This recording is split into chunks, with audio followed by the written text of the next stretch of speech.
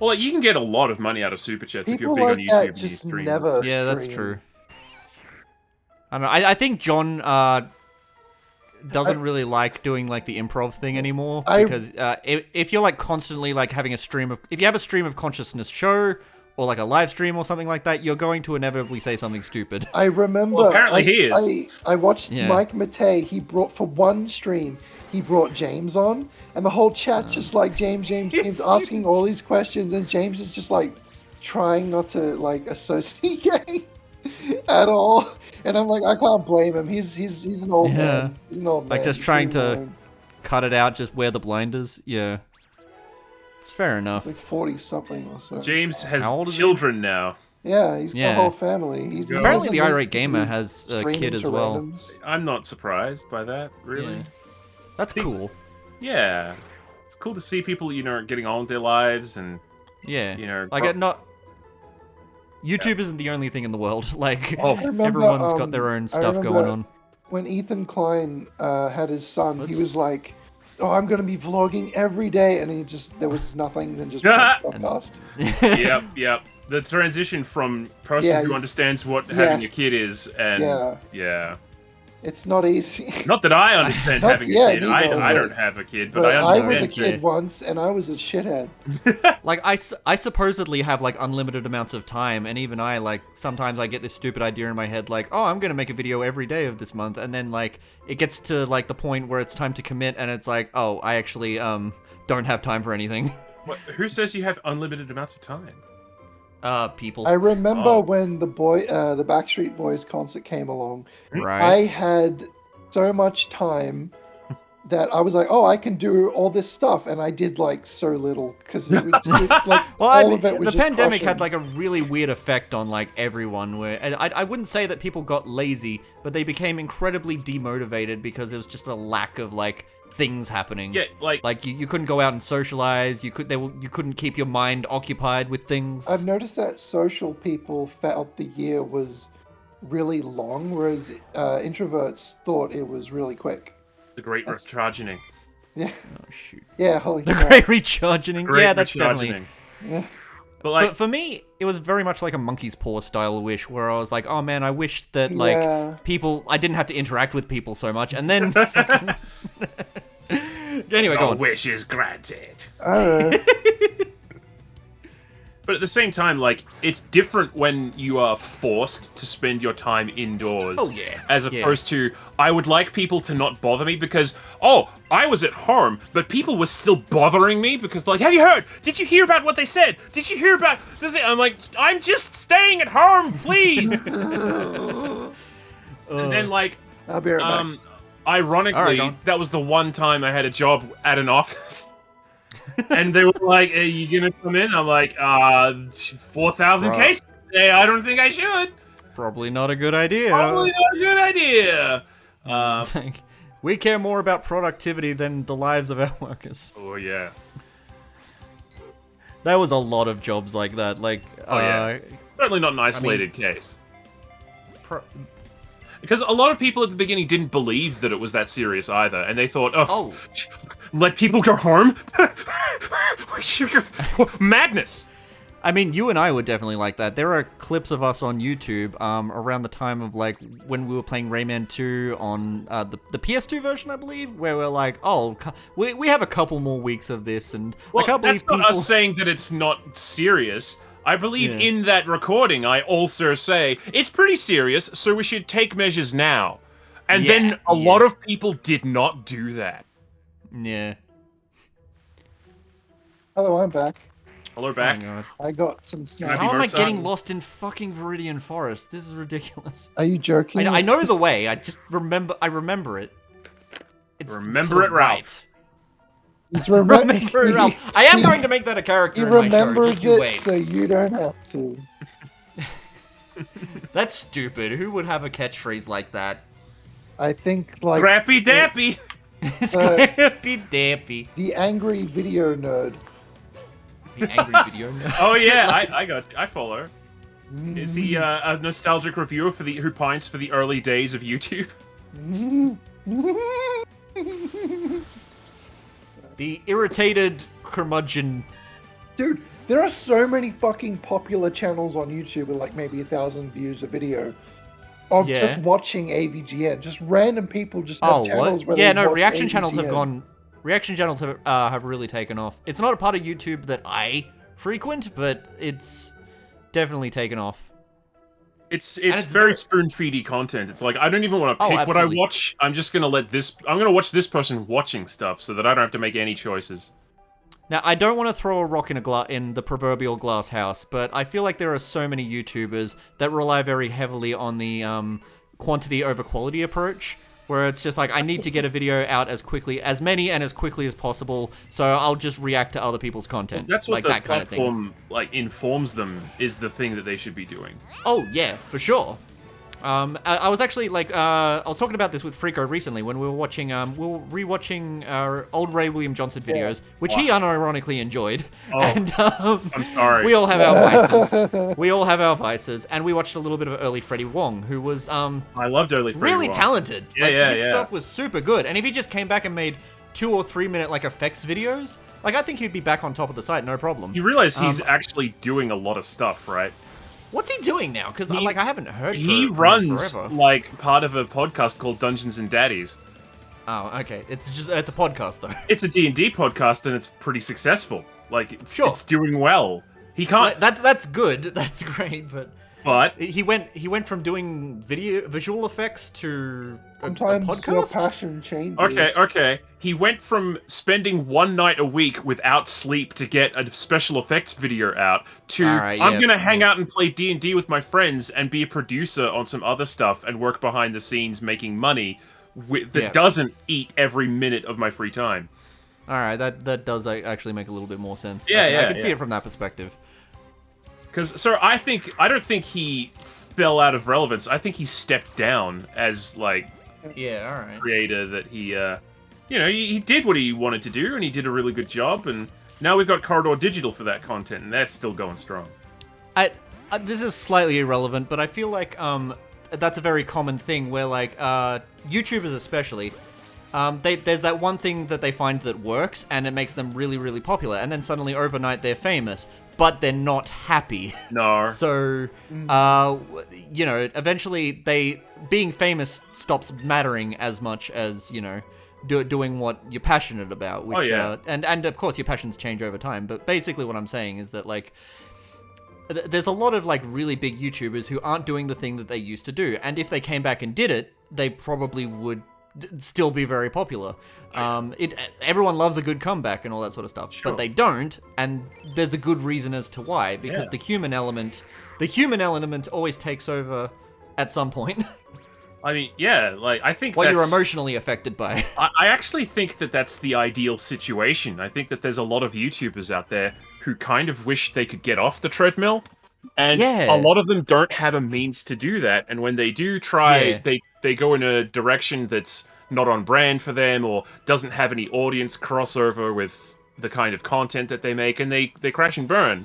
Or they go out and they get a different job. But, like, there's a lot of people out there who YouTube gave fame to, and it was not fame because, you do really good content. It was fame because you posted this thing on YouTube before anyone else did. And you like, gamed the algorithm for a bit. But then when that stops working, they have, maybe they have marketable skills if they work in media, but a lot of them are going to grow up and just have not much in terms of like trades or skills or anything. That's what I worry about. That's why I love how-to channels with artists who are just starting, who are like documenting their art journey, or like people who are like, today I'm going to learn how to do this thing. Like, that kind of content makes me feel good about the state of the website. Yeah, for sure. I think James Rolfe was recently on a podcast where he was talking about how even though he was like one of the, obviously, like the one that like started this like huge trend on YouTube. Even he struggles to keep up with the standards of that trend. Because like when everyone else is doing what you started and popularized, what can you do that's new in that field? You become the untoasted slice of bread that is Scott the Woz. We make fun of Scott the Woz a lot, but he's so white. He's doing his thing. Look, it appeals to people. I don't hate on him. I just don't like that the algorithm keeps suggesting him to me. My beef Yeah. is with with what- the algorithm. Yeah, I'm watching like, hey, this is news on the latest Nintendo thing, and then an hour-long thing of Scott making like grade school jokes about having a console, and I'm like, And you Virginia. do you, man, but I want to be over here away from where you doing your thing, because I'm very much not your target audience. Yeah, I have like such a short attention span, so any video essayist that like rambles for too long, I just tune out. And like that happens quite a fair bit with stuff like Scott the Wars, even Cat Icarus, who has like lol random style humor. But I don't like. He's the lol randomist. He's so lol random. Like his jokes aren't relevant to the thing he's talking about, and that's the thing I have a gripe with. It's like if I was a lot younger and a child, like I probably would love.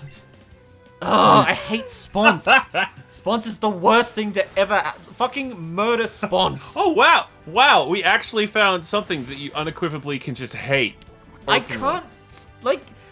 Kid Icarus is fine when he's talking about the game that he's talking about, but he always interrupts his review to like do a short skit or like I said a random thing or I paused at a time where I shouldn't have paused. Isn't that hilarious? It's like, no, it's not. I like don't when know, Buddy, just keep the review going. I like when it's enjoy something to do with the thing he's actually doing, and that does happen sometimes. But yeah, a lot of the time it's just we're talking about something, and now I'm out the backyard with my hands in my pants, running around with my shirt tied around my head.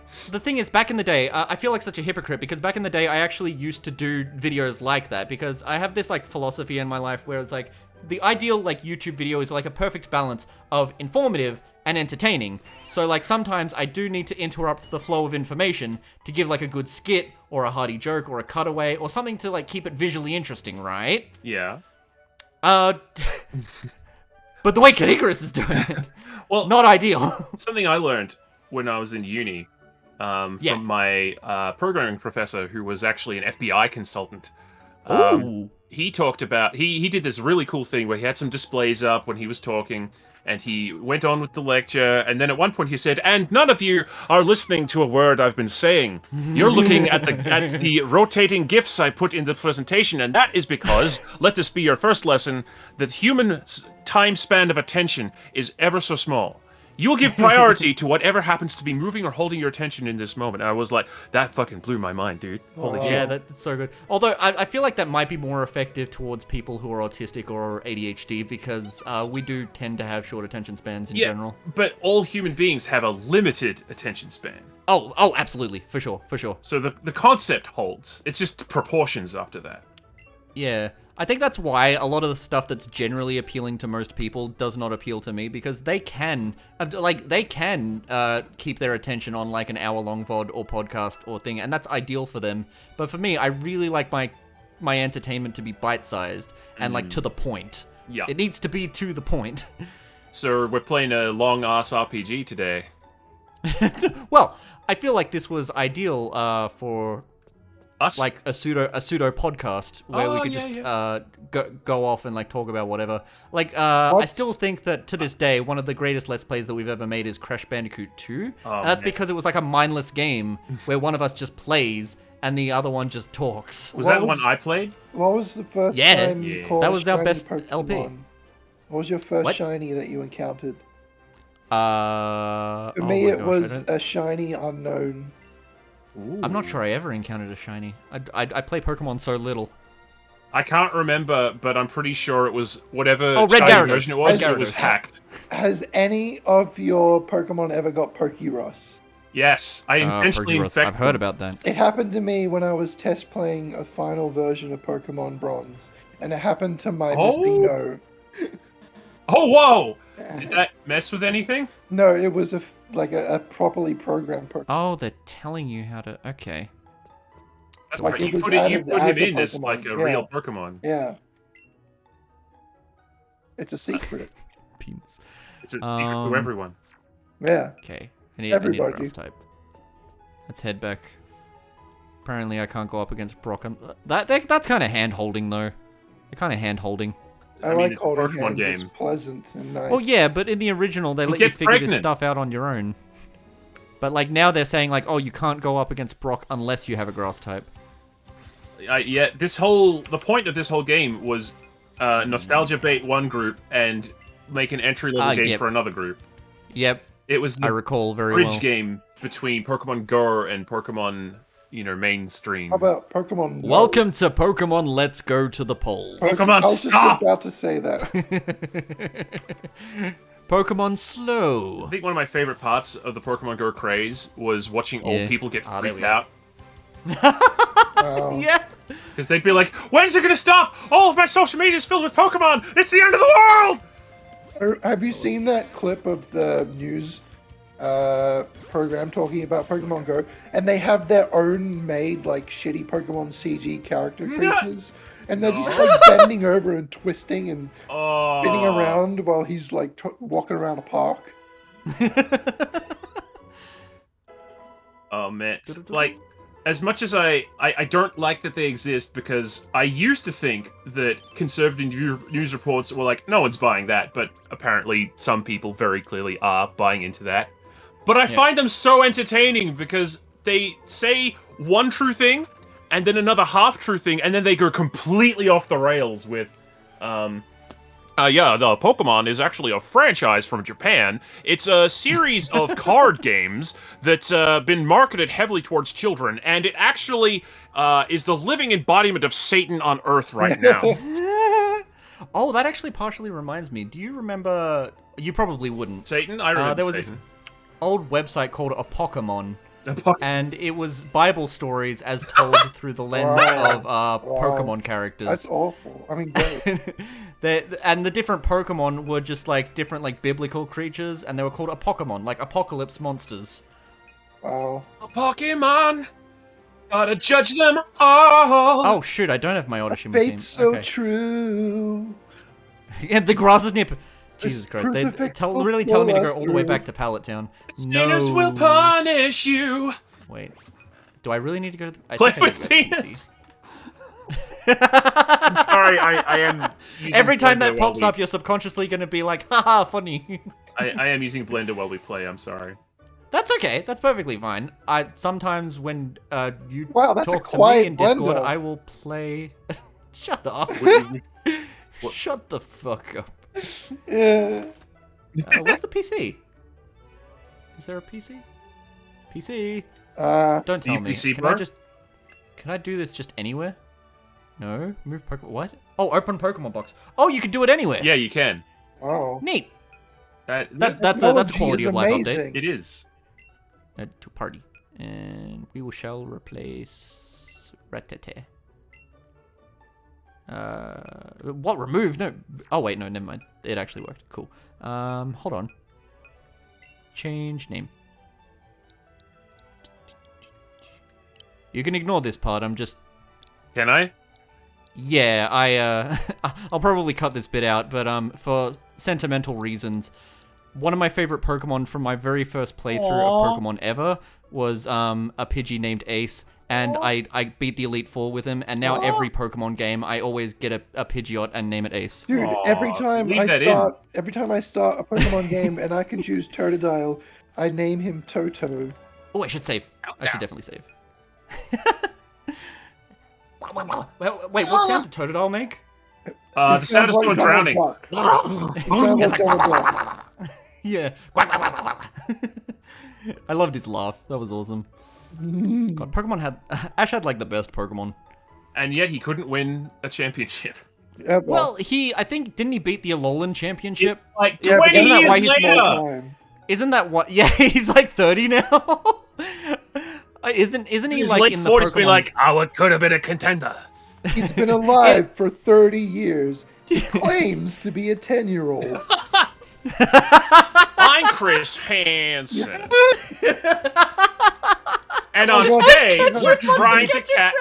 Dude, I was watching a Canadian To Catch a Predator, and what they did was they got the decoy to get the predator to take his shoes off before he comes in. Then when he's in the house, the guy comes out. Predator ball, go. They try I to put their choose shoes you, on so fast. Molestermon. I choose you to go to jail. What are you doing here? What are you doing? What are you doing here? I'm confused. I hurt myself in my confusion. I hurt myself in my confusion. Chris Hansen would make an excellent Pokemon trainer. He already Absolutely. catches so many people. No, he would be a gym leader for sure. What would Chris Hansen's Pokemon team be? Freako in particular, because I know that Chris Hansen's one of your special interests. Pokemon? Fuck. What Pokemon does know. Chris Hansen have? He has, like, we wouldn't have a Hypno because he like, different, I think. Maybe he needs one to I know what unhypnotize. Pokemon he wouldn't have. Yeah. Drifloon, that's another child. Oh, yeah, that is. Okay. But, Are you okay, just answering the opposite Yes, of what Chris I don't Hansen would know have? what Or he then would you're have. have to reverse find- answering the question. You'd have to find what each of these child abducting Pokemon is weak against. So you probably have a psychic type to like. Is there a deal police Pokemon? with- I'm pretty sure there is. Police Pokemon? Really? Aren't Growliths part of the police? Oh yeah. Yeah, Chris yeah. Hansen would have a Growlithe. For sure. Oh, yeah. Well, police what was it officer about? trainer class. Here we go. I'm on the Officer Bulbapedia. Jenny's. Yeah, he does. What? Like a house waiting for a predator to come out. So there's a Machoke. Oh, he would have that as a bodyguard because he has a bodyguard in the show. Yeah. It would also, and it would no. be in a suit and have a camera. Oh my god. Could you imagine? Could you imagine? It's happening in real life. A predator like leaves the house and runs from the police like that they normally do. But then like a Growlithe comes out and burns him, and he becomes all black and sooty, and like the eyeballs go big and wide. He just blinks a few times and drops to the ground. Like oh. Looks like Team is blasting off again. You might need to censor that wet ass P Yeah. word. Yeah. Oh yeah. When, Wet ass P word. Oh, someone actually remixed Ben Shapiro. I know. Singing wet ass P Oh, word. I It's think like I one of saw the it greatest things the ever. same day he did that live stream, and he must have known, because why would you read out the lyrics if you're not waiting for someone to do a remix? Jordan Peterson recently did a video where he was like saying a bunch of like anti-trans shit. Elliot and Page is. Oh no! What do I do with my Yeah. boner now? I'm so confused. Elliot Page is the one guy who managed to like bring down Jordan Peterson and someone else without even acknowledging their existence. Fucking goals, Like- dude. Elliot Like, Page I don't even know who you are. It's like, you got me taken off of Twitter. I don't even know who you are. Okay. So you know how Elliot Page is, like during their transition, they were still filming the Umbrella Academy, right? no. Yes. So Elliot Page tells the producers, "Hey, I'm gonna do this, and I'm going to transition and all that." He warned them ahead of time about their transition, and went back a pronoun because I was thinking about a time before they transition. That's okay. And they said, "But don't worry, I'll still play the character." And the people working the show went, "No, we'll transition the character too." Yeah. That's so cool. Yeah. I'm really happy that they decided to do that. And That is, yeah. Yeah. This is awesome. And Cool, then cool, in cool. the show, they're like, "Hey, do you feel loved?" And they're like, "Yeah, I do." Awesome, cool. That is really good trans representation, honestly. And then it doesn't. good. It becomes a nice character moment, but it doesn't dominate the story with its theming. It's just, "Hey, that person came out. Oh, okay, cool. Are you okay? Yeah, exactly. Yeah, all right." And the story still progresses as it would have had they not. Like it's Yeah, exactly right. yeah. I don't know. I don't want to get too hard into like gender politics or any of that kind of stuff, but I do feel like when it comes to like characters, that gender is like usually a secondary thing. Like, Oh, yeah. the most prominent it wasn't the same way in the old days because there was always like the token female character, the token I'm black really character, wrong. that kind of thing. But these are all secondary like physical traits. I made a They character- shouldn't affect they shouldn't affect the character's personality, the character's goals, the character's overarching story, that kind of shit. I made a character that changed gender 3 times. 3 times. I Lucky changed it once, bastard. and I'm just like, yeah, this is fine. I'll take her back. Now let's go back again.